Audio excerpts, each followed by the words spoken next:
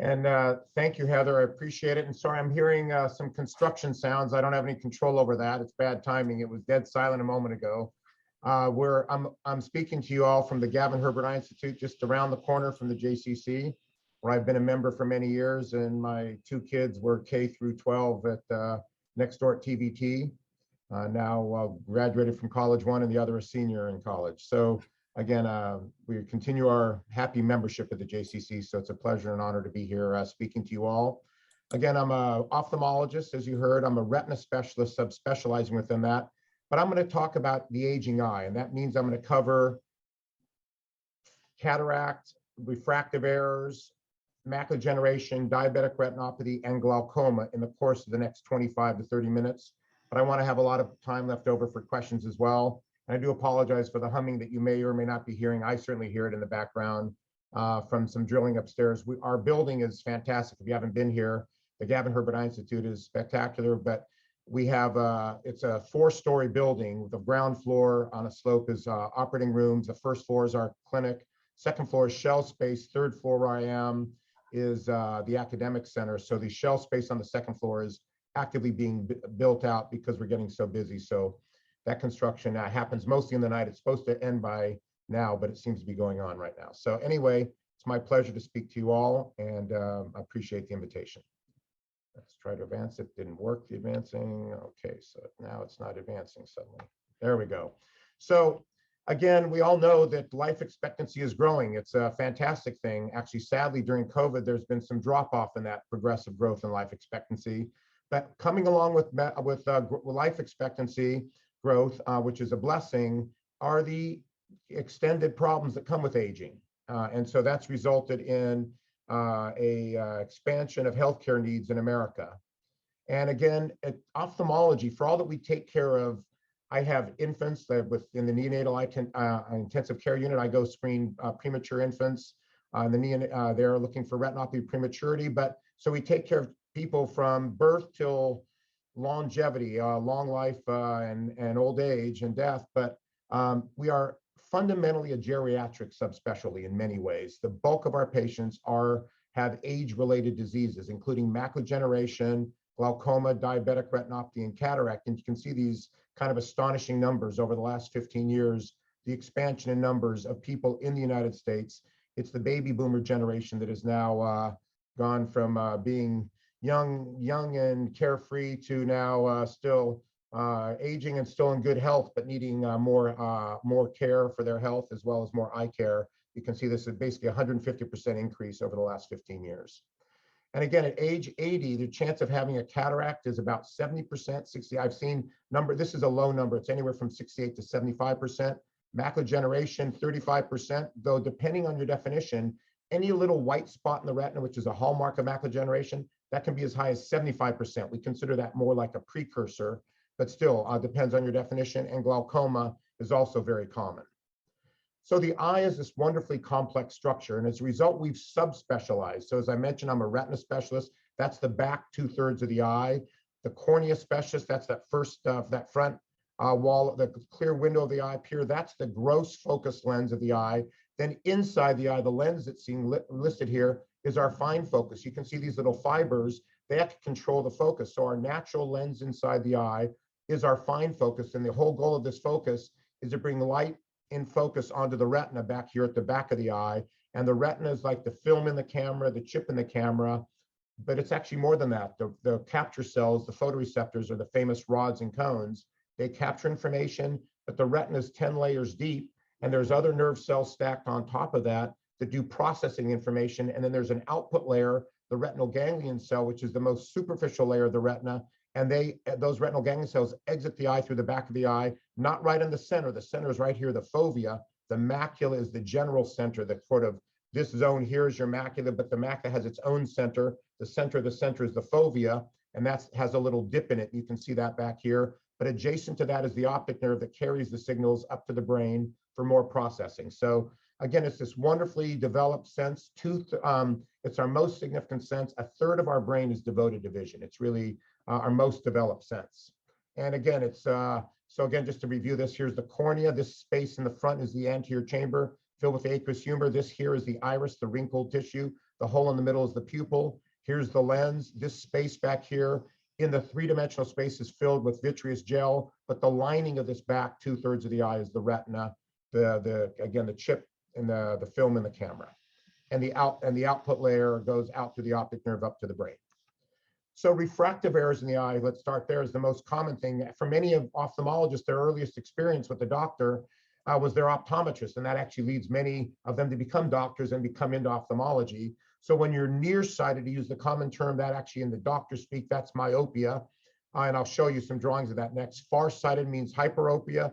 When you have distorted vision, that's astigmatism. And when we start having difficulty with reading at age, typically at age 40 or 45, that's called presbyopia. The word presby is, as Presbyterian, that means elder in Latin. So nearsighted myopia. So the eye should be in a normal emmetropic. Emmetropia is the state of not needing any glasses.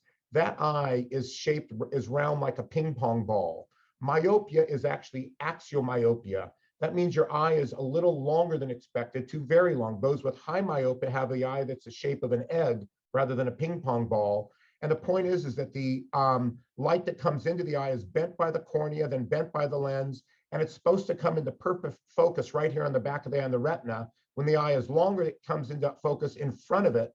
So to correct that, you need to have glasses that have the unit of measure is diopters. These are negative diopters to make the light bend more slowly so it comes into perfect focus here. And the way you tune that up is with that, which is better, 1 or 2, the phoropters, it's called, that machine that you're looking through. So again, myopia, nearsightedness is actually because the eye is too long in most cases.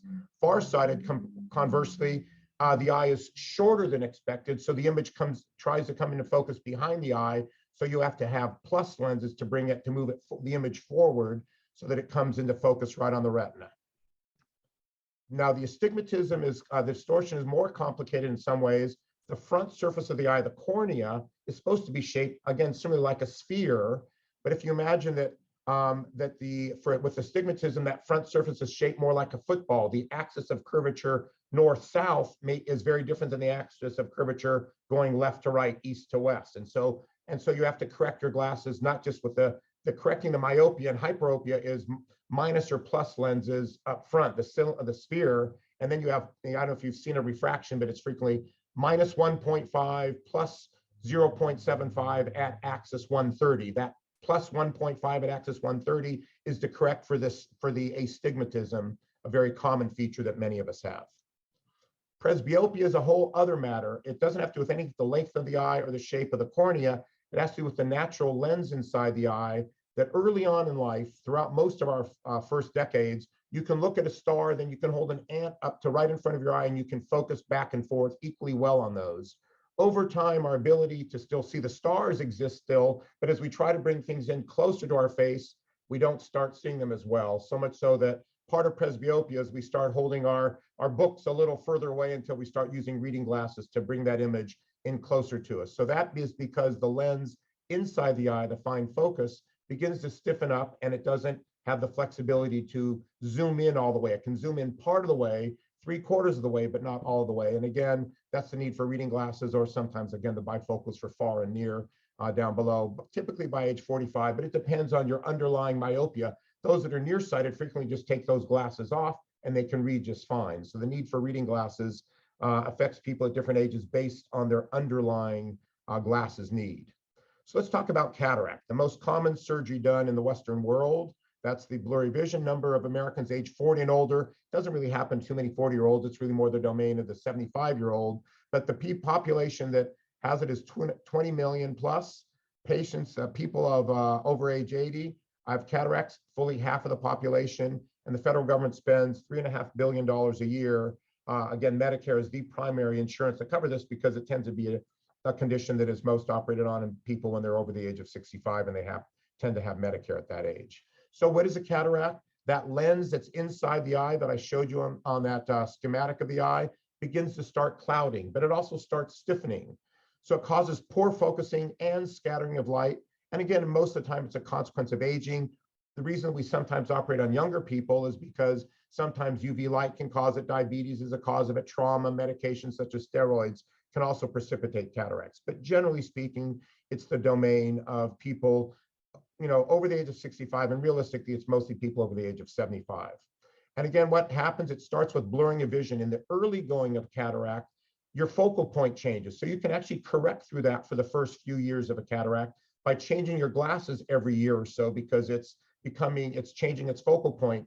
So that's one component of the cataract. The other one is, imagine taking a clear glass of water and dropping India ink or food coloring into it. A few drops, you can still see through it as it begins to change color, but eventually you can't see through that so well. That's the clouding of the cataract. So two things happening. It changes its focus point, and that you can correct through partially with glasses. But when it gets too cloudy, that's when vision is really impaired, and that's when cataract surgery is recommended. Typically, by the time you reach about 20/40 vision, 20/40 vision is a magic number because that's the vision you need to have for driving. And so we're very conscious that we want to keep everybody as possible because of a quality of life issue of driving as long as possible. So you get blurring of vision, you can get glare, decreased contrast sensitivity, colors don't look as bright to each other, the shades of gray are harder to discriminate. And again, you can lose best spectacle corrected vision. Initially, you can get new glasses, but eventually those don't help. And you get progresses to diminution or darkening of vision. And again, it all depends. There's actually several types of cataracts without getting into the weeds too much. The lens, the natural lens in the eye has a capsule, then a cortex, then a nucleus in the middle, then cortex again, then a capsule. So you can get the cataract at any one of those 5 layers. The most common aging cataract is right in the middle. The nucleus begins to yellow. So again, driving is a big focal point of cataract surgery. We really want to keep people's quality of life. It's a primary mode of transportation. We keep thinking those driverless cars that Google's going to give us or Elon Musk is going to deliver to us, they're still a project. But again, until then, it's a symbol of personal independence. Driving cessation, especially in California, especially in our community, is a link to depression and social isolation. But again, we want to balance out safety with the need for personal mobility. But what we can contribute as ophthalmologists is appropriate and prompt giving of cataract surgery as needed, as indicated.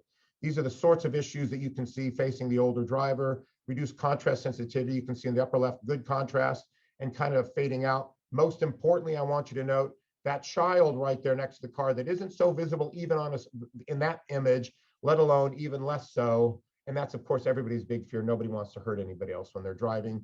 And again, at nighttime, cataracts can cause halo and glare, and that can be debilitating. So those are the symptoms that we want to try to avoid and try to get people with their cataract surgery sooner than that. Cataract surgery is indicated if there's significant visual impairment. Again, 20/40 is a magic number, but if the daily activities of living are curtailed, particularly driving, particularly at night, reading, knitting, sewing, golfing. Golfers complain all the time that they can't see the ball down as far. But again, that's when we pay attention not just to the visual acuity that we measure in our office setting, but also what the patient has to say about their symptoms. And again, there is no current medical treatment. There are these things on the internet about drops to prevent cataract. I've visited Japan a fair amount, and at one point, I was shocked to discover in Japan they were selling, the ophthalmologists were selling eye drops to prevent cataracts. But what they do is they start using it at age 50, when you don't really have much risk of a cataract, and they start using the drops every year, year by year. And then at age 75, the doctor says, well, it worked for 25 years and now you have a cataract. But of course, that's the normal time they would have gotten the cataract anyway. So sadly, there is no treatment. That is one of the holy grails in ophthalmology. And we do a ton of research here at the Gavin Herbert Eye Institute. By the way, that's not, the building behind me is the building's going up right next door to me, but I'm in the Eye Institute now. But we do a ton of research. We have one of the most well-established research laboratories in the country. We're in the top 15 in the country in NIH funding. And amongst the many things that projects worldwide is to how to prevent cataracts. Honestly, at this point, there's nothing that we consider a successful treatment for that. So, but there is surgery, which is in a certain sense curative, but it does require a surgery. Again, number of Americans who have cataract surgery each year is about 3 million. Success rates are hugely high, 98% plus. Percent of patients who have no severe postoperative complications is even higher, 99.5%. So it's an extraordinarily successful surgery, not 100%, but pretty darn close to it. And again, 90% of these surgeries are performed under just topical anesthetic. You give drops to the patient, sometimes a little bit of IV sedation to make them more relaxed, but the anesthetic is just topical anesthetic. We occasionally use general anesthesia, but that's only in specific cases. If, for example, it's coupled with a long retina surgery that I would do, for example, in diabetics or in young children or adults with claustrophobia or mental impairments, we would consider general anesthetic, but it's pretty rare. And sometimes we do a hybrid, sedation with an injection around the eye to numb up the eye. But again, it tends to be most of the time topical anesthetic. It takes 10 to 15 minutes. It's a wonderfully beautiful surgery, many, many steps. It's like a ballet that's orchestrated. It's spectacular what technology has done to take this many, many steps of a cataract surgery and make it be this fluids flowing surgical procedure that is typically done within 10 to 15 minutes. And some practitioners are under 10 minutes. It's just amazing how efficient it can be done. And again, patients don't have to come off a blood thinner. That's a question that we get asked a lot. And again, that's because we don't have to do the injection behind the eye. The reason for coming off blood thinners is we used to give injections under the lid here, behind the eye, and that could cause bleeding, and that could cause tension in the eye and the pressure spike up. And so that was the reason we took people off blood thinners. When we switched to topical anesthetic, that no longer became a restriction. And again, it's worth noting, it's one of the, as I've extolled the virtues, I don't even do cataract surgery. I was trained to do that, of course, as a resident, but I do retina surgery. But it is one of the most compelling examples of high-tech medical innovation. It is spectacular what's been achieved. And interesting, a lot of it has been achieved right here in Orange County. As you probably all know, Orange County is one of the top 5 in the world biotech corridors. Silicon Valley is not only the #1 high-tech corridor in the world, but the #1 biotech corridor in the world. But the other top ones include LA County, Orange County, San Diego County, Research Triangle in North Carolina, Cambridge in Boston in Massachusetts, and of course, Israel. Those are the top research, high-tech and biotech corridors in the world. But the #1 ophthalmic tech corridor in the world is right here in Orange County. That's thanks largely to Allergan. And actually, I'm speaking from the Gavin Herbert Eye Institute. Gavin Herbert was the founder of Allergan. He and his father founded it some 70 years ago. And they not only grew this amazing empire, but they encouraged their executives, if they had ideas that they wanted to commercialize that didn't fit within the portfolio of Allergan, to spin off their own company, create their own companies. So there's this whole network of companies in Orange County that are kind of spun off by many of the Allergan executives. And then that brought other people into the community. So there are many, many pharmaceutical companies and device companies that are devoted to ophthalmic care right here in Orange County, including, for example, Johnson & Johnson Vision. It's a subset of Johnson & Johnson overall, is in Santa Ana. Alcon, their mothership is Dallas-Fort Worth, but their innovation center is here in Irvine, and Bausch & Lomb has a center in Aliso Viejo, as well as Allergan as well.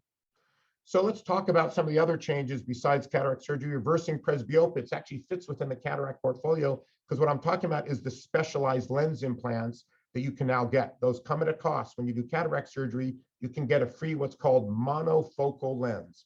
Fixed focus only, so you'd have to, it's fixed at one place and it doesn't have more capabilities. They're great lenses. You can see through them beautifully and they come free with Medicare.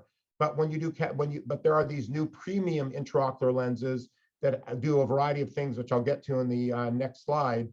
But again, some people are trying to reverse presbyopia. Even with clear lenses, they're trying to get cataract surgery done or lens surgery done, because again, the natural lens stiffens and we can't focus near. And again, you can reverse this presbyopia with implants at cataract surgery, or even when the lens is clear, some people choose to get one of these multifocal implants. They focus at various points, an extended depth of focus, another technicality, astigmatism, those are called toric lenses, correct? Another thing called a pseudo-accommodating implant, and many more designs in the pipeline, many coming out of Orange County. So there's a wide portfolio of choices, which honestly makes the choices the conversation more difficult with your ophthalmologist when it is recommended for cataract surgery, how to pick these. The notion is that you're paying extra money out of pocket for a fancier lens, which should deliver to you, if all goes well, the ability to see both far and near without needing glasses. That's the holy grail, that's the goal. It's not achieved in every patient, but it's achieved in many patients, but that's what you're paying for. Now, if you do the monofocal lens, you know that you're gonna need to have either glasses at far or near, you can choose which, but you're gonna get good clear vision. And then some people choose what's called monovision, using 2 monofocal lenses, one eye for distance, one eye for near. That's a little trickier, but many people like that as well. So there's a lot of options here.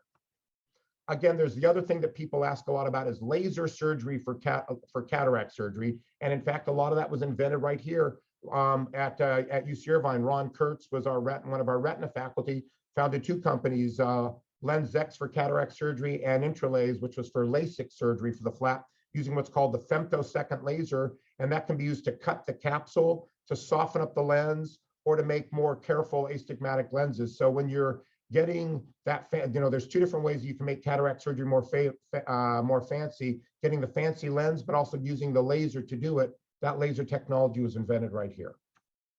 So let's talk about age-related macular degeneration, something that is my most common disease that I take care of as a retina specialist.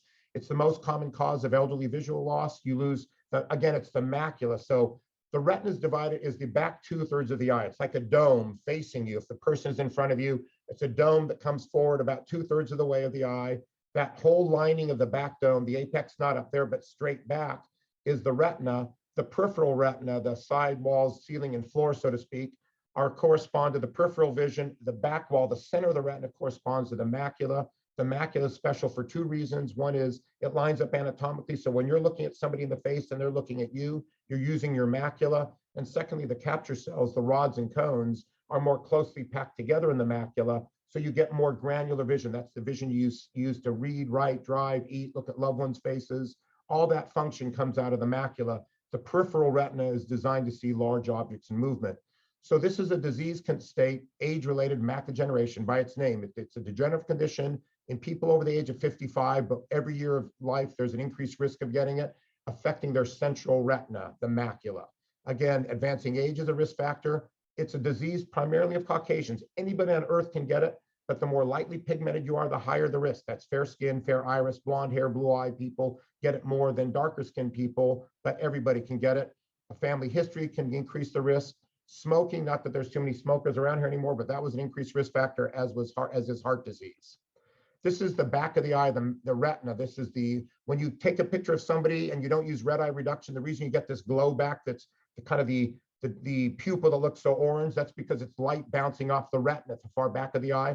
This is the edge of the optic nerve right here, this little crescent you can see. It's been cropped off to the side, and the slightly more pigmented area is the macula. And you can see all these white spots everywhere. Those are the white spots that are the hallmark of dry macular degeneration. Those are called drusen, those white spots. Again, what happens in early macular degeneration, AMD, age-related macular degeneration, you can see the spots in the macula. That's the dry that can progress to have a big zone of atrophy right there in a scar, or it can start bleeding. That's wet macular degeneration there. So underneath the retina, there's a layer of blood vessels, and as their degeneration happens, it thins out the retina, and the blood vessels from behind the retina can poke through and bleed into the retina, and that's what you see here in this middle image. And then scarring can happen as well, as I mentioned. This is the sort of symptoms. This is called an Amsler grid that we give to patients with macular degeneration that they should be following themselves with, and when it progresses, we can see some distortion that looks like that. Again, this is what normal vision in the ideal world, and this is advanced macular degeneration. It really affects primarily the central vision. Now, this would be pretty extreme. Most people still would have some vision in the middle, but this is what we're worried about at the end stage. Again, early, you get difficulty in reading, difficulty in driving. Straight lines may appear crooked. When it's more advanced, you can get a central blind spot. But again, it's important. It is never stumbling around in the dark blind. You will always have peripheral vision. You can still navigate a room. What's difficult is that you may not recognize a friend. You may be walking down the street or the hallway if you're living in a retirement home, for example, and you don't say hi to Mrs. Jones because you didn't recognize her. That's where it's sort of a socially disabling, because you can't see people's faces so well, but you don't stumble over something that's on the ground, and you can still have very strong independent living skills, even with macular degeneration that's pretty advanced. This is a scan of the back of the eye. This is an amazing technology, OCT, optical coherence tomography. And again, it's a scan through the retina, rotate, look at it in cross section. So this here, you can see all the layers of the retina. The photoreceptors are this red layer roughly, and all the layers are up here above it. And here there's the abnormality. You can see this black zone there. That's fluid from wet macular degeneration. And so this technology we've had for 15 years, and it's been coupled with the ability to give injections in the eye. And we've been doing that also for 15 years. So this marriage of technology, diagnostic technology with pharmaceutical treatments that's really saved the sight of millions and millions of people. So again, how do we treat? We monitor vision on a regular basis, stopping smoking for those few smokers that are still out there, control heart disease, diet. Dark leafy green vegetables are very important. And also the fish fatty acids are important. We recommend fish, any aquatic protein. It can be tuna fish, smoked salmon, shellfish, to those of you that aren't keeping kosher, any one of those can 3 times a week help both the brain and the photoreceptors. It turns out the photoreceptors and the membrane of the photoreceptors and in the brain are full of fat, bilipid membranes, and fish oils help stabilize those membranes so they don't deteriorate as fast. Your brain doesn't deteriorate as fast, nor does your retina. So we recommend 3 times a week some kind of fish type substance, whether that's salmon, halibut, smoked salmon, tuna fish, shrimp, whatever you want, aquatic proteins. Again, antioxidants are helpful. And lutein supplements, we recommend the AREDS 2 formulation. We recommend, again, that was tested. And again, that shows a benefit. And again, we give ocular injections for wet macular degeneration when that occurs. That's an amazing technology that was developed actually by Genentech. They made the first product Avastin, and there's now 3, Lucentis and Eylea.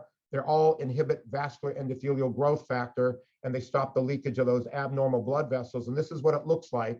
You can see in the upper left here, an eye with a big bump there, and you can see this black zone that's leaking in fluid. We give it, you can see also in the next scan down, in the retina itself, some cystic-like changes, those holes like Swiss cheese. We give an injection here, and look what it does over time. It comes down, and so you see a beautiful retina down in the bottom screen with no leakage, no bumps. But what happens over time, well, I didn't show it. Over here, you can go this way, then it recurs, and then you give another injection and it goes away. So patients need to be monitored and given injections on a regular basis. Again, it's an amazing technology. And again, we hope to have 2 new technologies that advance this over the next year. So again, this is a continuously evolving field. Our goal is to really save everyone's sight from this disease. Diabetes, I'll just mention briefly, as well as glaucoma. Diabetes is a huge epidemic as well,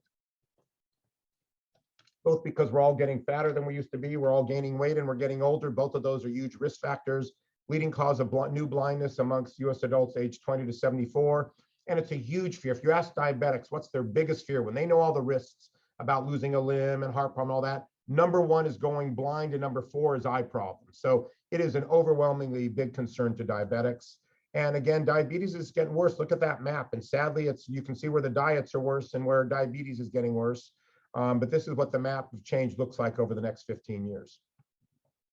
And again, diabetic retinopathy. Diabetes is a disease of blood vessels. Of course, it's a disease of blood sugar, but it's also a disease of blood vessels. And the blood vessels in a diabetic thicken up so they don't distribute oxygen to the tissue as well. And people develop diabetic retinopathy, retinal changes from the blood vessels due to diabetes. It's a huge problem. Controlling your hemoglobin A1C, your blood sugar, controlling your blood pressure, your lipid levels are key to this. So again, every time I see a patient, I ask them about their blood sugar, but hemoglobin A1C is a measure over 3 months. I ask them that. You want to be 7% or lower, ideally. Blood pressure, I ask them about, and I ask them about their cholesterol levels.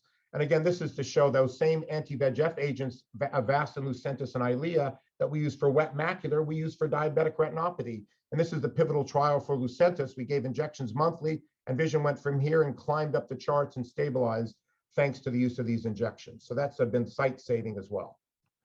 And here's an example of that. Here you can see in the upper left, a very leaky retina. The right eye, here's the left eye with a little bit of leaking. Then this eye got injected. With this eye now, you see how it progressed. Both eyes need injection. They both got injected. You can see what happens over time after the injection. The fluid goes away, and look how beautiful the retina looks here, nice and dry. The left eye got injected. That looks like over time now both retinas are beautifully dry in response to treatment. It really is miraculous.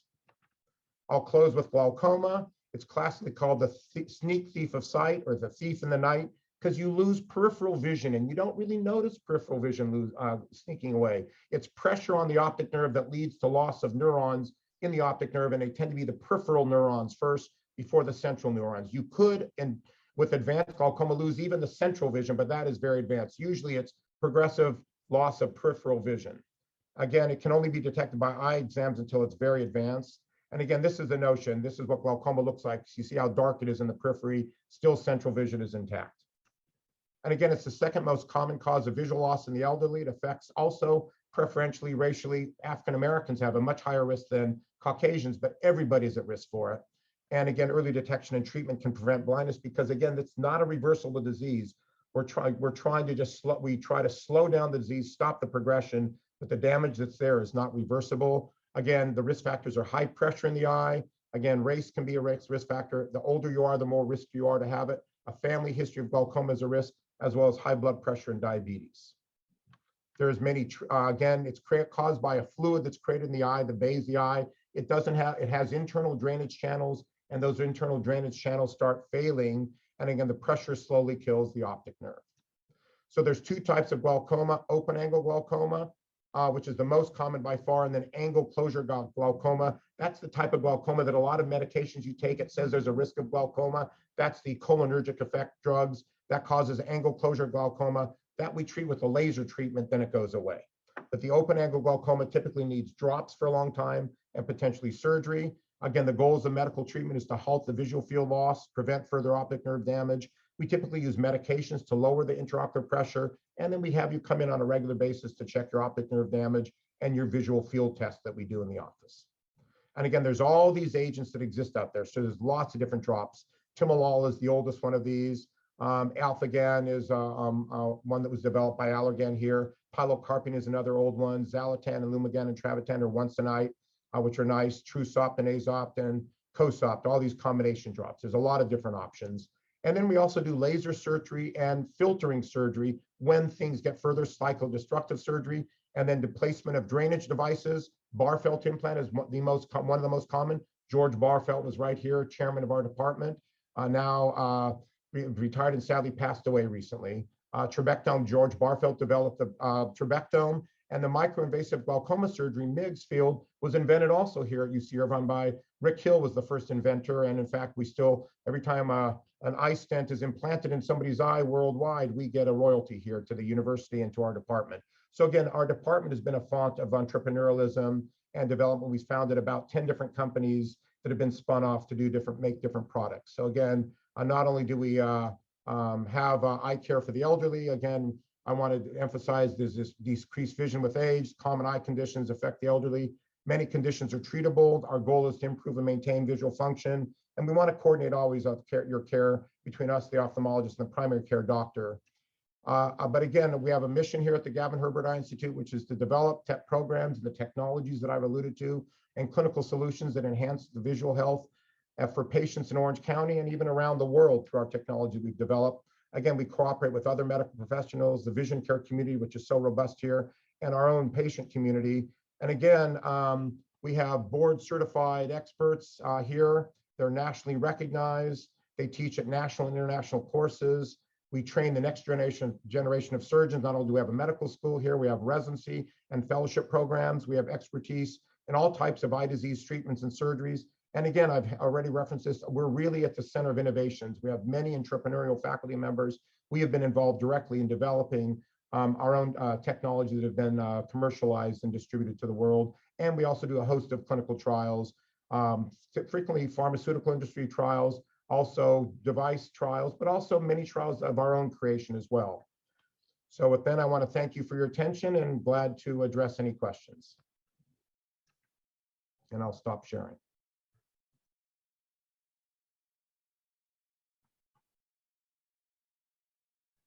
Hopefully you heard all that. I don't hear anything now. If anybody's speaking, I don't hear them. Thank you so much, Dr. Cooperman. That was amazing. Thank you.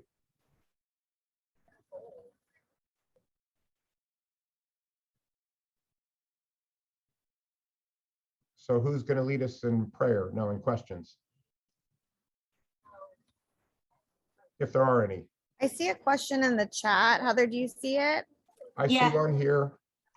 There's one question here that says, are fish oil pills good for eye health? Yes, so that's a good question.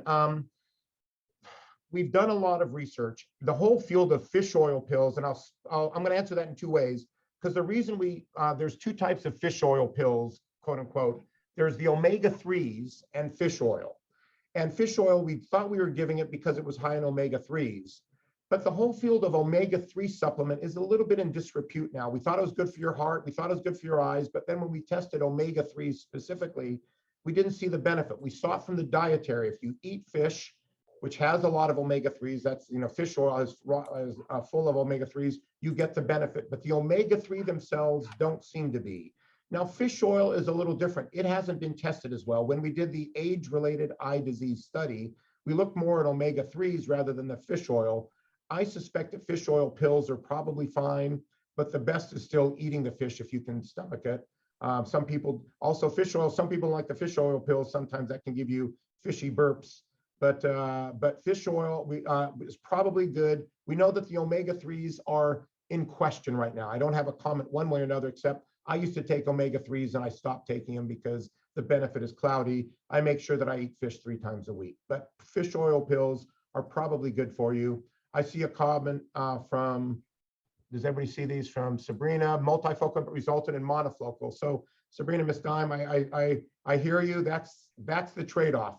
We try to achieve that in everybody, but sometimes it doesn't work the way it's intended. That multifocal lens that you pay for sometimes just delivers the monofocal benefit. It's not 100%, but the majority of patients do get the benefit of at least partially. Some may still need glasses a bit, but they can at least see pretty good far and reasonably well near, with maybe needing glasses every once in a while for near. There's all sorts of outcomes that happen, but it's not a guarantee, unfortunately. Is there any connection? Should I just read these or should I just go through the chat? Is that okay? Yeah. All right. Is there any connection between cataract surgery and other future eye disease? Not really. Sometimes it's the other way around. For example, diabetes can cause retinopathy and cause cataract. But cataract itself is kind of contained in this capsular bag. I mean, I didn't describe it, but the way I think about a cataract, it's just behind the iris. Again, there's the cornea in the front, then there's a little space, and then there's the iris, and then there's the cataract of the lens, the natural lens. The lens is kind of in the shape of an M&M. I consider it a cross between an M&M and an avocado. It's an avocado in the shape of an M&M. It's got that shape. It's got a tough skin up front. If you're looking at it front to back, set up on its edge, there's a capsule, then there's a meaty section like an avocado has, then a big seed like an avocado has, then another meaty section, and then the back capsule. And so it's very contained. So it doesn't usually cause other problems, but other problems that cause cataracts can cause other eye diseases. So it's kind of the other way around.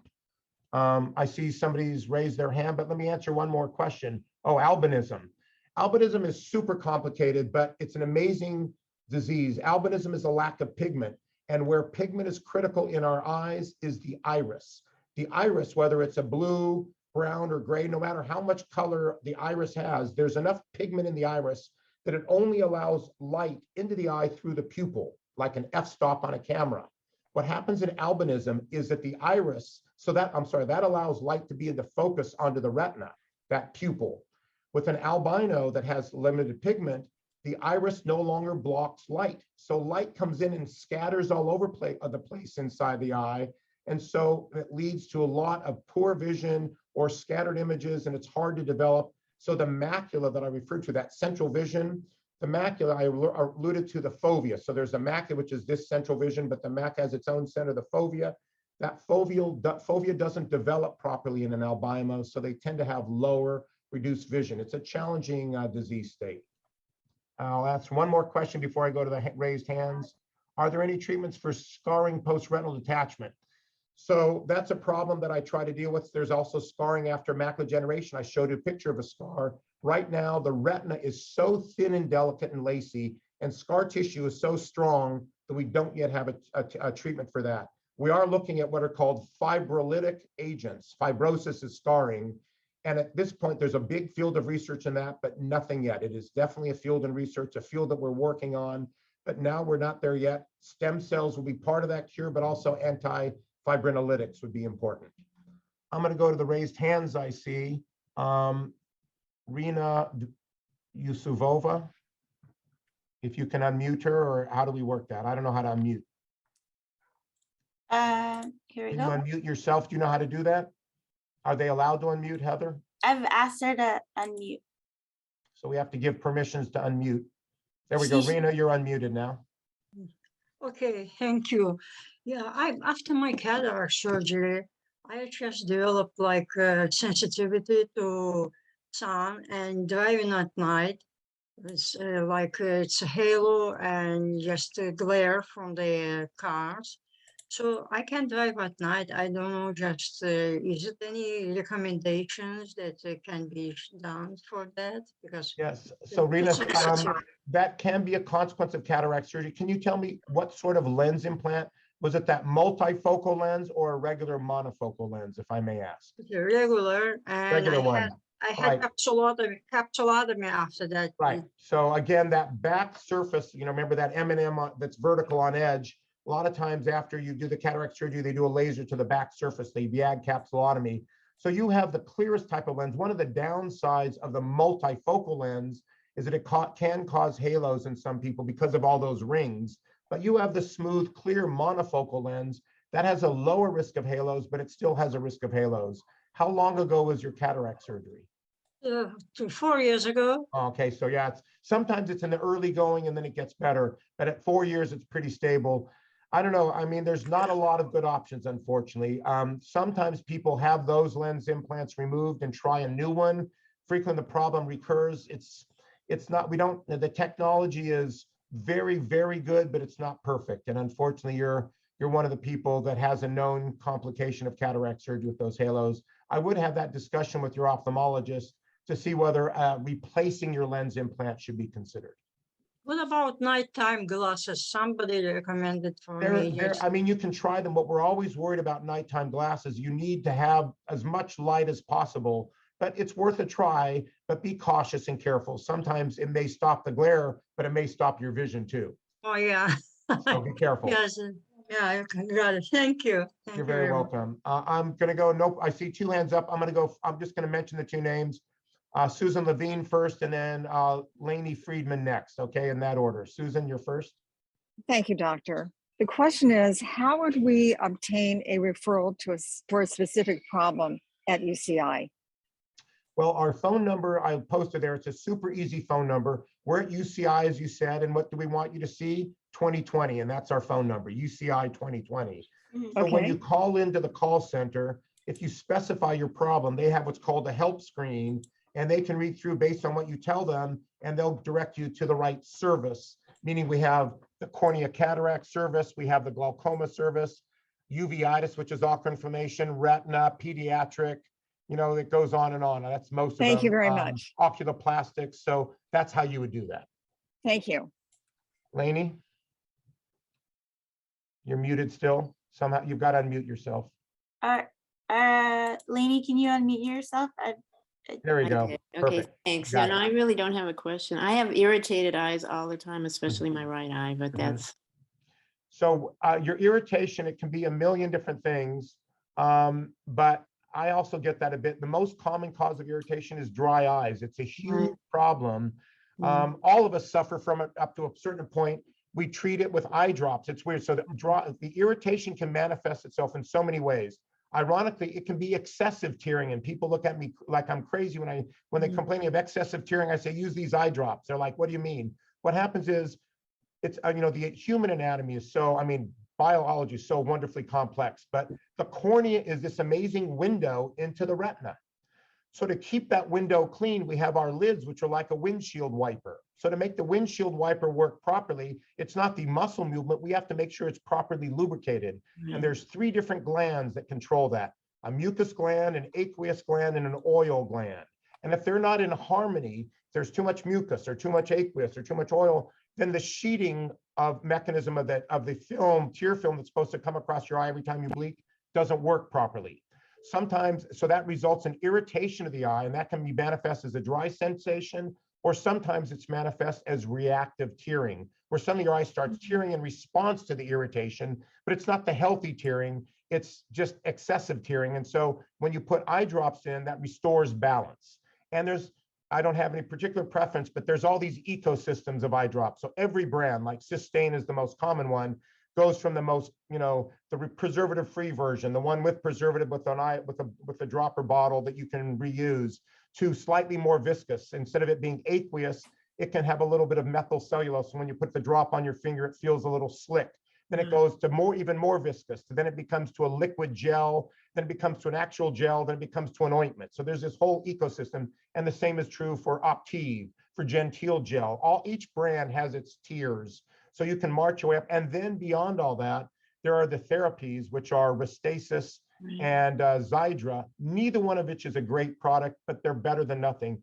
It turns out that the whole tearing mechanism, the problems that we get are from inflammation. So we're trying to learn more about the science so that we can come up with more effective therapies. Again, that's the goal of Restasis, which is cyclosporin, and Xiidra, which is lifitegrast. But again, none of these are ideal. They're both better than nothing, but they're mediocre. So, and some people, and then there's also serum drops. I forgot to mention that. So there's a whole host of things, but start with artificial teardrops, which basically in my mind are basically overpriced water, but they're in pH balance. They got the saline, they got everything you need in them. And you know, Walgreens and Target make their knockoffs. Those are fine too. Whatever works for you. But try that symptomatically. That's probably the cause of your eye irritation. Wow, thank you so much. That was You're very welcome. great. I see another question here from Linda Green. Experience with color blindness and color blindness glasses. So color blindness is very common, much more common in men than women. We think it's only in men, but there are some female cases. And there are these things called color blindness glasses, which help people discriminate. So they can't tell the difference between, let's say, red and green, but with these glasses, instead of them both looking gray, they now look like yellow and brown. So at least they can tell the difference. They're not true color, but they're at least provide a different color that you can discriminate, and you can teach your brain to say, oh, that yellow looking thing is actually red and that brown looking thing is actually green. So those we do have, those do work up to a point.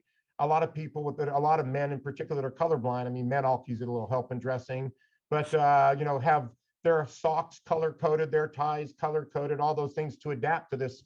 And they a lot of times have a loss of contrast sensitivity. There's no existing treatments for it. We hope to have that as our stem cells research, and again, in the lab, the other direction from the buildings behind me, we have a lab. We've treated a couple hundred people with stem cells for retinitis pigmentosa. So we have a very active dynamic stem cell program, but we're not yet looking at things like color blindness. Actually, the next thing we want to look at is dry macular degeneration. It's a huge problem, but right now we're looking primarily at retinitis pigmentosa. But again, we do see color blindness. It does seem to be hereditary. It's primarily in men, and those color blindness glasses can help. They don't give true color, but they help discriminate between colors. I see Lewis has added in the chat group our phone number, 949-824-2020. And Hong Kao has a question of best treatment for dry eye. I kind of went over that. There is no such thing. Try whatever. There's these ecosystems, but you can try a variety of things over time. And again, we have dry eye specialists here, in particular, Olivia Lee and Marjan Farid, both in our cornea service, specialize in dry eyes as well. And it's a hugely common problem, sometimes seasonal. I tend to get it in my right eye in the summertime. Then I don't need it. So I carry eye drops in my bag, but I use them maybe 20 times a year. But some days I use them every day. So I get it occasionally as well. So I'm with you on that. I think we have time for one last question. I see Elizabeth Edwards has her hand raised.